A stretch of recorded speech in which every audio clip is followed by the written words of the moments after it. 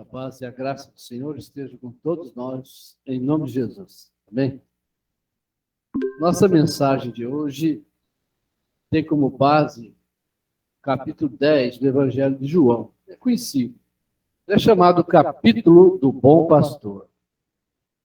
Nesse capítulo relata o último discurso público de Jesus registrado nesse Evangelho. Vou fazer uma pergunta para vocês. Vocês têm medo? Estão ansiosos no dia de amanhã? Estão desanimados? Têm dificuldades para cumprir a sua obrigação para com o Senhor? Dizem que um remédio muito importante para o desânimo é lembrar-se que cada dia é vivido um dia de cada vez. É simples, que a vida é assim, um dia de cada vez. O Senhor também nos admoestou, está registrado em Mateus, portanto não vos inquieteis com o dia de amanhã, porque o amanhã está a seus cuidados, basta o dia o seu próprio mal. Mateus 6. Nas palavras de Jesus, no mundo tereis aflições, perseguições, problemas, aflições, as tempestades da vida fazem parte da jornada normal de todo cristão.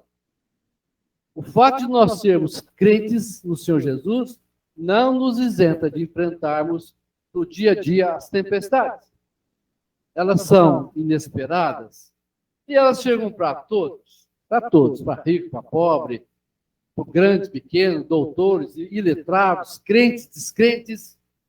É impossível, amados, viver sem lutas, sem enfrentar tempestades. Se você está enfrentando uma tempestade, você não é exceção. As tempestades da vida não mandam mensagem no celular, no WhatsApp, não mandam aviso, elas chegam de súbito, sem pedir licença. Muitas vezes nós somos apanhados de surpresa e ficamos profundamente abalados. Mas como cristãos, devemos estar preparados para essas tempestades. Você não espera vendaval bem. E muitas vezes essas tormentas deixam a nossa vida de ponta cabeça. É um noivado à espera do casamento que acaba, um casamento de vários anos que encerra com um amargo divórcio. É alguém que vai ao médico para o exame de rotina e é constatado estar com a doença grave. Isso abala a estrutura da família. É um jovem que sai da universidade e não consegue emprego.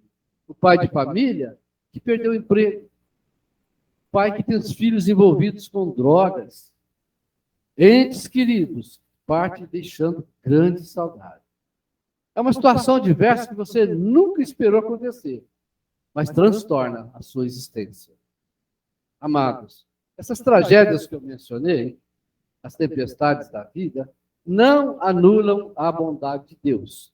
No relato de Marcos 4, Jesus deu uma ordem para que seus discípulos entrassem no barco e passassem para o outro lado, para outra margem. Durante o percurso, relata Mateus 8, o barco era varrido pelas ondas. Os discípulos tinham passado o dia todo com o Senhor Jesus, ouvindo ensinamentos, cooperando com ele na obra que ele fazia. Mas isso não isentou nenhum deles de passar pela tempestade. Aqueles discípulos amavam a Jesus, eles tinham deixado tudo para andar com ele, mas isso não poupou a nenhum deles de tempestade. O Espírito Santo fala, registrado por Pedro, amados, não estranheis o fogo ardente que surge no meio de vós, destinado a provar-vos como se alguma coisa extraordinária estivesse acontecendo. Pelo contrário, alegrai-vos na medida que sois co-participantes dos sofrimentos de Cristo, para que também, na revelação da sua glória, vos alegreis exultando. O capítulo 10 de João informa que Jesus tinha passado o dia todo ensinando sobre o reino de Deus. Jesus usou essa ilustração para falar do seu relacionamento com os seus seguidores como sendo o seu rebanho, fazendo uma analogia com o relacionamento de um pastor com as suas ovelhas. E antecipou o convívio que ele teria no futuro com os seus seguidores, a quem ele chamaria de sua igreja. Quando você estiver com medo ou ansioso, lembre-se dessa ilustração. Vai ter conforto. com o entendimento de que maior é aquele que está em vós do que aquele que está no mundo. 1 João 4. Ela também me fará lembrar do grande amor e cuidado que os seguidores de Jesus recebem. A comparação escreve o bom pastor arriscando a vida pelas ovelhas. Jesus disse, o bom pastor dá a vida pelas ovelhas. Ele disse, eu dou a minha vida pelas ovelhas. Eu dou a minha vida para a reassumir. Ninguém a tira de mim. Pelo contrário, eu espontaneamente a dou. Tenho autoridade para a entregar e para reavê-la. Esta é uma referência direta à crucificação de Jesus, a maneira pela qual ele comprou a igreja com seu próprio sangue. O Espírito Santo manda Paulo registrar. Atendei por vós mesmos, por todo o rebanho, sobre o qual o Espírito Santo vos constituiu bispos para pastorear a igreja de Deus que ele comprou com seu próprio sangue. Efésios diz, Cristo amou a igreja e a si mesmo se entregou por ela.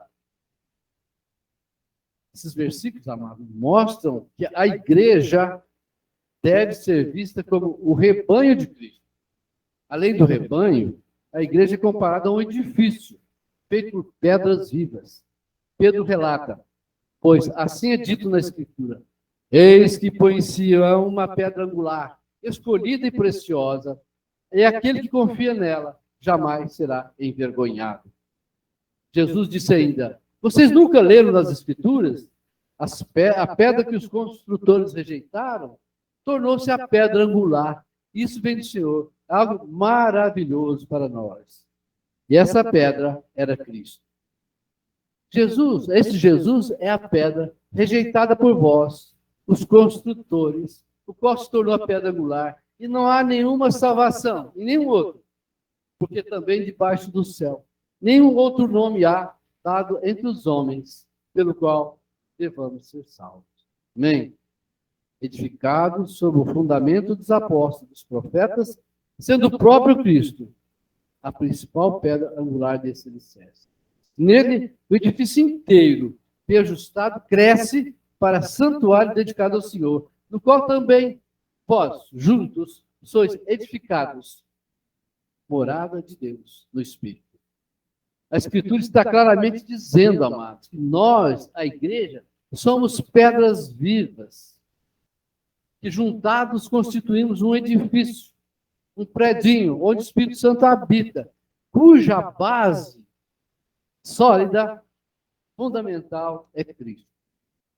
Pedro diz, vós mesmos, como pedras vivas, sois edificados casa espiritual, para serdes sacerdócio santo, a fim de oferecer sacrifícios espirituais agradável a Deus, por intermédio de Jesus Cristo.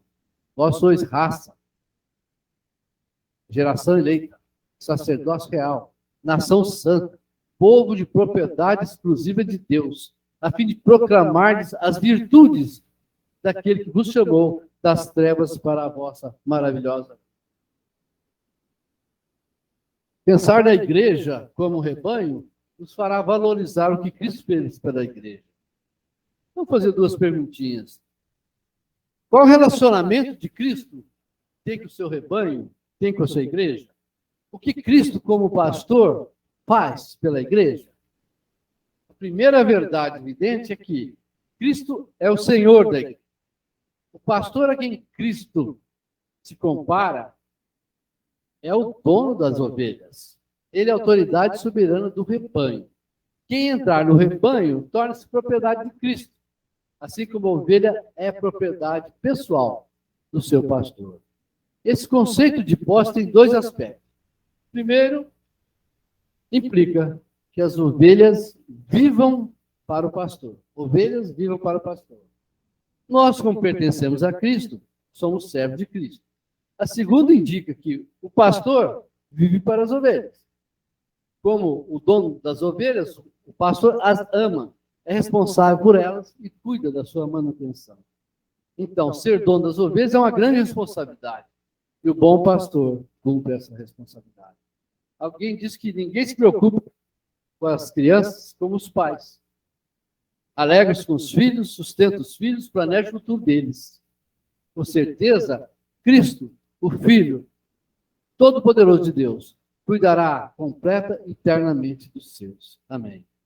Davi, no salmo de ação de graça, agradece o cuidado contínuo que Deus deu em suprir suas necessidades físicas.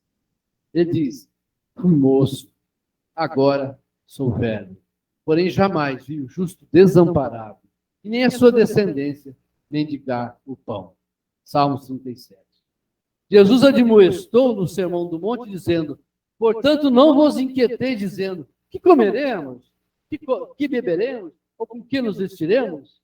Jesus disse mais: o ladrão vem somente para roubar, matar e destruir. Eu vim para que tenham vida e tenham em abundância. Amém. Nosso bom pastor é o nosso dono e olha pelas nossas necessidades físicas e espirituais. Essa verdade deveria nos comover imensamente. O fato de Cristo ser nosso dono significa que ele é responsável por nós. Então, por que nós devemos nos preocupar? Por que nós devemos ter medo? Confie no bom pastor, ele vai cuidar de você. A única obrigação nossa que nós temos é seguir Jesus como Senhor. Demais ele cuida. Em segundo lugar, a comparação do bom pastor nos faz lembrar que Cristo guia a igreja. Assim como as ovelhas seguem o pastor, a igreja segue a Cristo.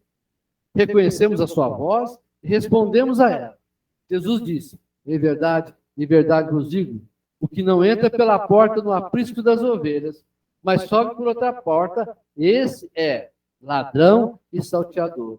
Aquele, porém, que entra pela porta, esse é o pastor das ovelhas.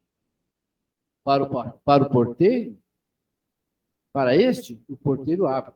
As ovelhas ouvem a sua voz, e chamam pelo nome as próprias ovelhas e as conduz para fora. Todas as noites, o pastor levava as ovelhas para dentro de um aprisco, um tipo de curral, cercado, tendo uma única entrada. Naquele portão ficava um porteiro durante a noite toda. De manhã, o pastor vinha sendo reconhecido pelo porteiro.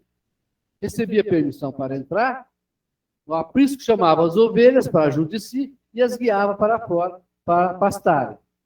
O ladrão teria que pular a cerca para entrar no aprisco. Ele não seria reconhecido pelo porteiro, nem receberia, claro, permissão para entrar. Jesus disse mais: depois de fazer sair todas as que lhe pertencem, vai adiante deles. Elas o seguem, porque eles reconhecem a voz. Mas de modo nenhum seguirão um estranho. Antes fugirão dele, porque não reconhecem a voz dos estranhos.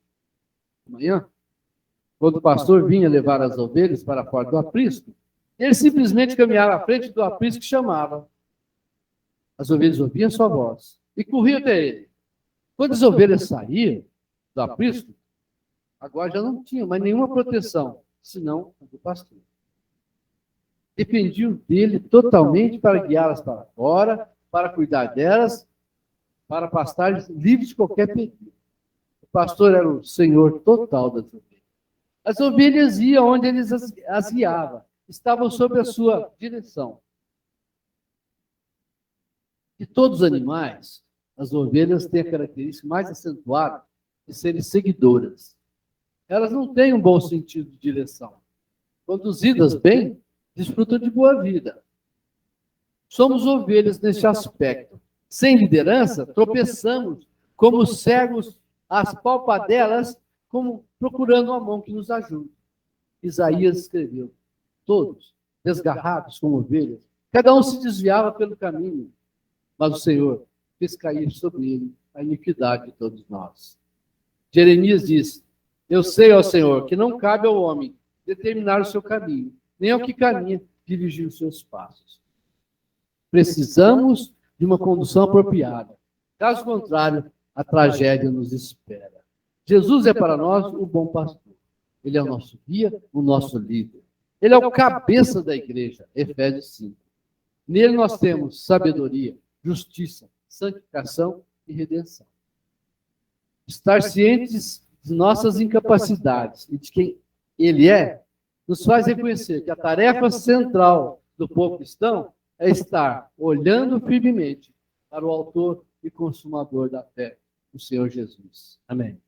Não olhamos simplesmente para ele, mas nós o vemos como nosso líder e Senhor.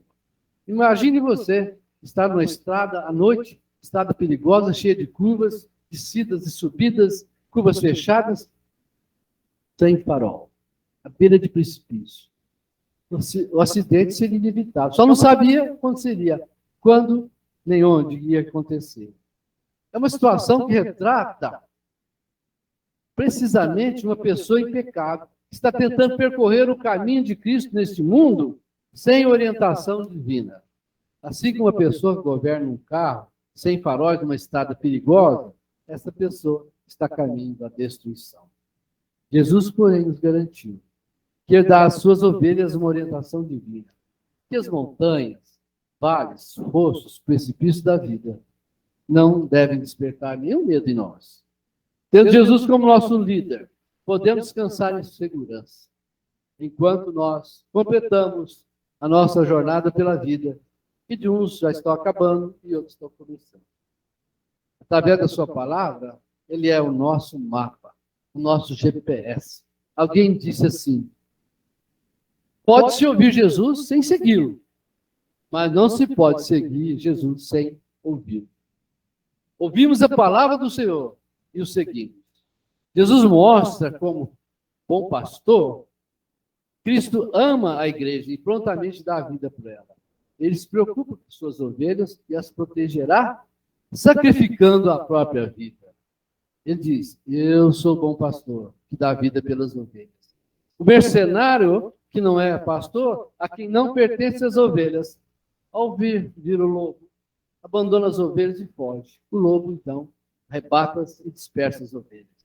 O mercenário foge porque não tem cuidado com as ovelhas. Jesus, como bom pastor, coloca-se em contraste total com esses dois tipos de pastores. Ele não é mercenário. Um pastor que serve só com interesse do que deve obter para si.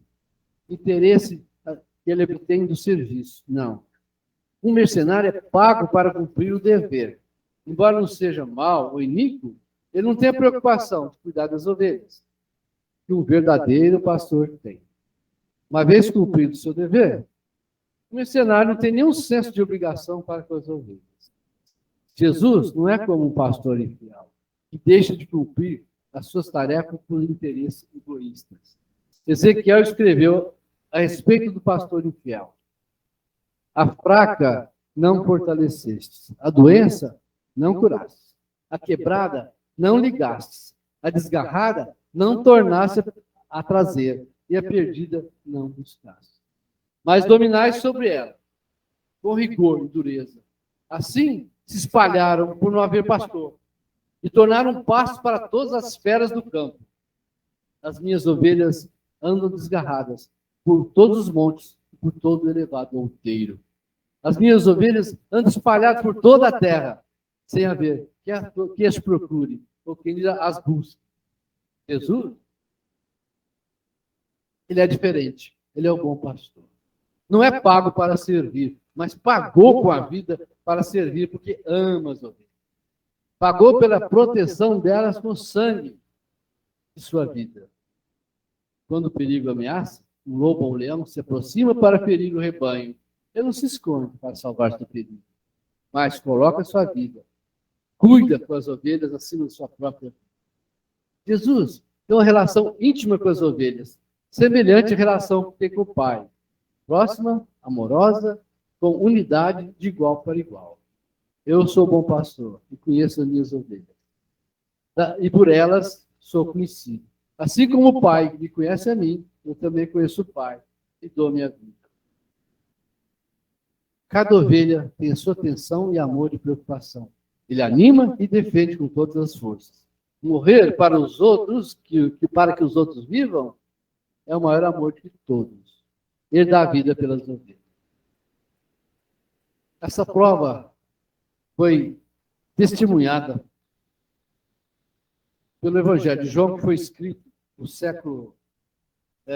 no ano 85 ou 95 depois de Cristo. Eles viram que Jesus não só falou que daria a vida, como foram testemunhos que, de fato, Jesus deu a sua vida pela igreja. Paulo diz: Porque se nós, quando inimigos, fomos reconciliados com Deus, mediante a morte de seu Filho, muito mais, já estamos reconciliados, seremos salvos pela sua vida. Mas Deus prova do seu amor para conosco. Quando éramos ainda pobres, pecadores, Cristo morreu por nós. E Jesus nos amou o bastante para morrer por nós. Quando ainda estávamos em pecado, quanto mais Ele fará pela nossa salvação agora, quando estamos tentando viver para Ele e ser o seu rebanho. Jesus disse ainda, tem outras ovelhas, não desse aprisco. A mim me convém conduzi-las, elas ouvirão minha voz. Essas outras ovelhas poderiam ser os gentios que ouviram a sua voz e entrariam no seu rebanho. Nós fomos incluídos no seu rebanho ao ouvir a sua voz e obedecer. Então, apenas um rebanho, um pastor. Ou estamos no seu rebanho, sob a liderança de um pastor, ou não estamos. Ou estamos na sua igreja, a igreja do Novo Testamento, ou não estamos. Esse ensino nos ensina. O rebanho do pastor, ele é altamente confortante, abranda nossos medos e acaba com nossas ansiedades. Porque, como sabemos, nós somos suas ovelhas. Nós sabemos o que fazer, porque somos guiados pela sua voz. O futuro nosso é certo, porque somos protegidos pela sua vida e morte. Temos verdadeiro conhecimento, porque o Senhor Celestial é nosso líder. Recebemos um cuidado celestial do Cristo Todo-Poderoso. Então, por que temer? A fé é nosso pastor e discípulos nosso Senhor. Jesus é o nosso pastor, e nada me faltará. Ele me faz repousar em pastos verdejantes. Leva-me para junto das águas de descanso. Refrigera minha alma. Guia-me pelas veredas da justiça, por amor do seu nome. Ainda que eu ando pelo vale da morte, não temerei mal algum, porque tu estás comigo. O teu bordão, o teu cajado me consolam. Amém? Se você não está no rebanho de Cristo, lembre-se de que precisa entrar nele, somente por uma porta, o próprio Cristo. Jesus disse, eu sou a porta. Se alguém entrar por mim, será salvo, entrará e sairá e encontrará pastagem. Eu sou o caminho, a verdade e a vida. Ninguém vem ao Pai senão por mim. A entrada no rebanho do Senhor é garantida pela obediência às suas palavras.